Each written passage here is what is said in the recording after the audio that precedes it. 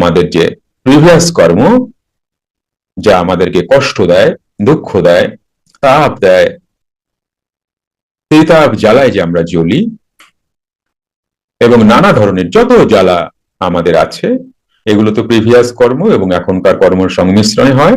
তো এগুলো ক্রিয়ার দ্বারা জ্বালিয়ে দিতে হয়। এই গোমাংস ভক্ষণ করিলে মহাপাপীরও পাপ নাশ হয়। আবার ইহাকেই লক্ষ্য করিয়া বৈষ্ণব শাস্ত্র বলিয়াছেন, গো ভোজনে মহাপুণ্য। তার মানে একটা বিষয় দেখো, বৈষ্ণব শাস্ত্র বলিয়াছেন, তাহলে বৈষ্ণবের মধ্যেও কিন্তু এই ক্রিয়া আছে। হ্যালো, বুঝতে পারছো? আমরা জানি না অনেকেই। কেমন? গো ভোজনে মহাপুণ্য, যায়া থাকিতে গৃহ শূন্য, গুরু মেয়ে স্বর্গবাস, হরি ভজলে সর্বনাশ। এটা বৈষ্ণব শাস্ত্র বলছেন, এবং অনেক বৈষ্ণবের মুখে এই কথা তোমরা শুনতে পাবে। এর হয়তো তোমরা তাদের কাছে জিজ্ঞাসা করেছে মানে কি, তারা বলেছেন। অর্থাৎ এই প্রকারে গো ভোজন করিলে মহাপুণ্য হয়, যায়া সহ সকল প্রকার বিষয়ের প্রতি আসক্তি চলিয়া যায়।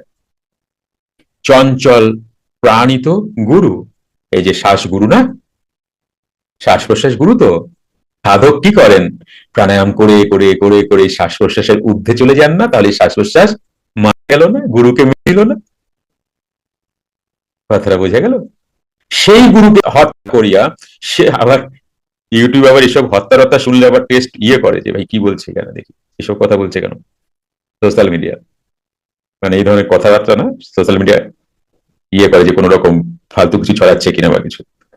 এইসব জায়গায় এখন নতুন আপডেট এসছে, এগুলো তোমাদের না বললেও চলতো যদি তোমাদের কোনো কাজে লাগে। কখনো নতুন আপডেট এসছে, এইসব জায়গায় তুই করে একটা আওয়াজ দিয়ে দিতে হয়, জানো? তুমি দেখবে অনেক ভিডিওতে এই জায়গাগুলোতে কি দেবে না। তো হঠাৎই মনে পড়লো, এটা আমিও এখানে দিয়ে রাখলাম, যে যাকে যে আমার বানায় তাকে বলো ভাই এই জায়গাগুলো। ওরা অবশ্য অনেক আপডেট, ওরাও জানে। যাই হোক, সেই গুরুকে হত্যা করিয়া অর্থাৎ স্থির প্রাণে লয় করিলে স্বর্গবাস।